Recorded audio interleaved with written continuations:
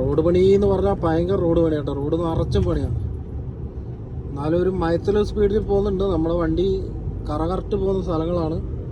അപ്പുറം ഒരു തടാകവാ, അടുപ്പിച്ചാ പോകുന്ന കേട്ടോ.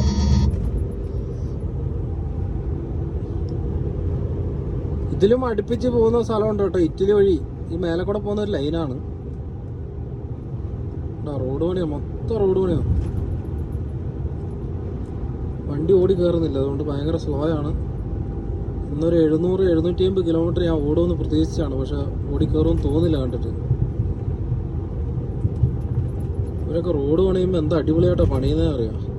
വലിയ ചാട്ടോ ഒന്നും ഇല്ലാത്ത രീതിയിലെല്ലാം അടിപൊളിയായിട്ട് പണിതെടുക്കും. അടുത്ത ഇതൊക്കെ തുരങ്കം പോലുള്ള സ്ഥലങ്ങളിലേക്കായിരിക്കും ഈ കയറുന്നത് മെയിനായിട്ട്.